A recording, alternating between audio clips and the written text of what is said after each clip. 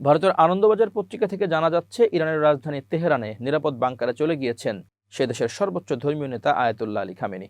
সরকারের ঘনিষ্ঠ দুটি সূত্রকে উদ্ধৃত করে কথা জানিয়েছে সংবাদ মাধ্যম ইরান ইন্টারন্যাশনাল। মার্কিন প্রেসিডেন্ট ডোনাল্ড ট্রাম্পের হুঁশিয়ারির পর প্রশাসনের একাংশের আশঙ্কা আমেরিকা হামলা করতে পারে, সে কারণে নিরাপদ স্থানে গিয়ে আশ্রয় নিয়েছেন খামেনি।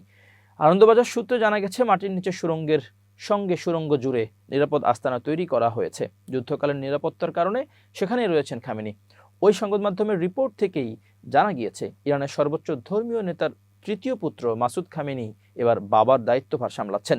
ইরানের প্রশাসনের বাকি বিভাগের সঙ্গে যোগাযোগ রক্ষা করছেন। সম্প্রতি দাভোস থেকে ফিরে মার্কিন প্রেসিডেন্ট ডোনাল্ড ট্রাম্প হুঁশিয়ারি দেন, আমেরিকার নৌবহর আর্মাডা পশ্চিম এশিয়ার দিকে এগোচ্ছে। এয়ারফোর্স ওয়ানে বসেই তিনি জানান, এই অঞ্চলে কাছাকাছি নিজেদের যুদ্ধ জাহাজ মোতায়েন করে রেখেছে আমেরিকা। যদি তার মনে হয় ইরানের বিরুদ্ধে পদক্ষেপ করবেন, তাই আগেভাগে প্রস্তুতি। তারপরেই তেহরান পাল্টা দাবি করে তারাও প্রস্তুত। ইরানের উপর ছোট বড় যে কোনো হামলা যুদ্ধ হিসেবে দেখা হবে এবং সে অনুযায়ী জবাব দেওয়া হবে।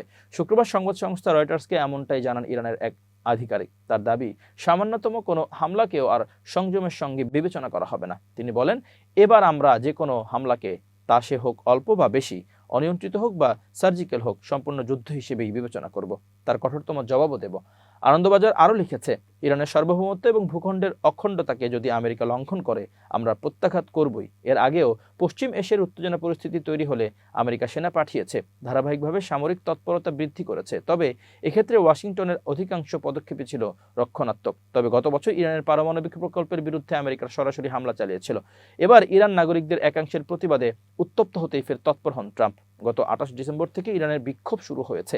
প্রাথমিকভাবে মূল্য বৃদ্ধির প্রতিবাদে মানুষ পথে নামলেও ক্রমে তা দেশের ধর্মীয় শাসনের বিরুদ্ধে সর্বাত্মক বিদ্রোহের আকার নেয়। সর্বোচ্চ ধর্মীয় নেতা খামেনিকেই ক্ষমতাচ্যুত করতে বিক্ষোভ দেখান হাজার মানুষ। প্রতিবাদীদের দমন করতে গুলি চালানো হয়েছে বলে অভিযোগ। আমেরিকা এই গণবিক্ষোভকে সমর্থন করেছিল।